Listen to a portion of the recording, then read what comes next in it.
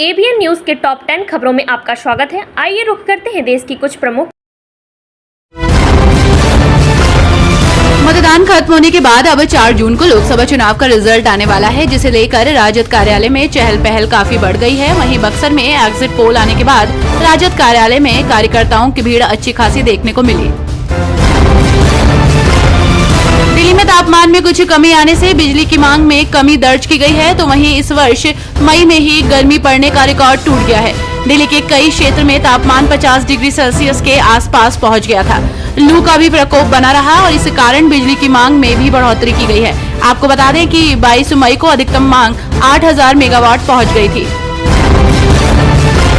चुनाव आयोग ने बंगाल की बारासात और मथुरापुर लोकसभा सीटों के एक बूथ पर सोमवार को पुनर्मतदान का आदेश दिया है। चुनाव आयोग की ओर से जारी की गई अधिसूचना के मुताबिक बारासात के देगंगा विधानसभा केंद्र और मथुरापुर के कांगद्वीप विधानसभा केंद्र स्थित बूथ पर एक बार फिर से वोट पड़ेंगे।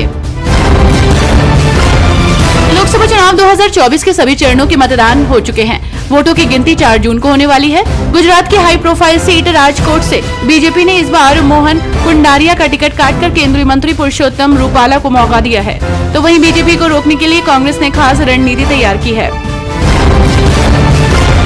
मतदान संपन्न होने के बाद से ही सभी की निगाहें 4 जून को आने वाले परिणामों पर टिकी हुई हैं। तो वहीं यूपी के चुनाव मतगणना को लेकर उत्तर प्रदेश के मुख्य निर्वाचन अधिकारी नवदीप रेडवा ने कहा कि 4 जून को सुबह 8 बजे से लोकसभा चुनाव की मतगणना शुरू हो जाएगी। उत्तर प्रदेश राज्य के 75 जिलों में 81 मतगणना केंद्र जहां वोटों की गिनती की जाएगी। लोकसभा चुनाव के लिए 7 चरणों में हुआ मतदान 1 जून को संपन्न हो चुका है, जिसके बाद अब 4 जून यानी कि कल वोटों की गिनती होगी। भीषण गर्मी में मतदान कराने को लेकर कई प्रकार की शिकायतें चुनाव आयोग के पास पहुंची हैं, जिस पर एक्शन लेते हुए चुनाव आयोग ने तत्काल प्रभाव से इन सभी शिकायतों का निपटारा किया। आपको बता दें कि चुनाव 2024 की घोषणा के बाद अभी तक 4.5 लाख से अधिक शिकायतें दर्ज हो चुकी हैं। लोकसभा चुनाव समाप्त होने के बाद अब वोटों की गिनती बाकी है। आपको बता दें कि इस बार के चुनाव में बसपा ने सबसे अधिक मुस्लिम प्रत्याशी चुनाव मैदान में उतारे हैं। हालांकि कई दलों ने मुस्लिम उम्मीदवारों से किनारा भी किया है, जिसे लेकर राजनीतिक पार्टियों में खूब चर्चा तक हुई। बिहार में लोकसभा चुनाव के परिणाम का इंतजार लोगों को बेसब्री से है। लोग जानना चाहते हैं कि आखिर किस गठबंधन की जीत होने जा रही है।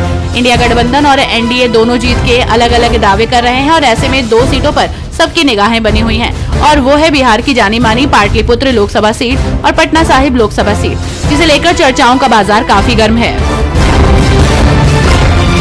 एग्जिट पोल आने के बाद अब रिजल्ट पर सभी की निगाहें मैनपुरी सीट पर टिकी हुई हैं, क्योंकि मैनपुरी में सपा और भाजपा प्रत्याशी के बीच कांटे का मुकाबला है।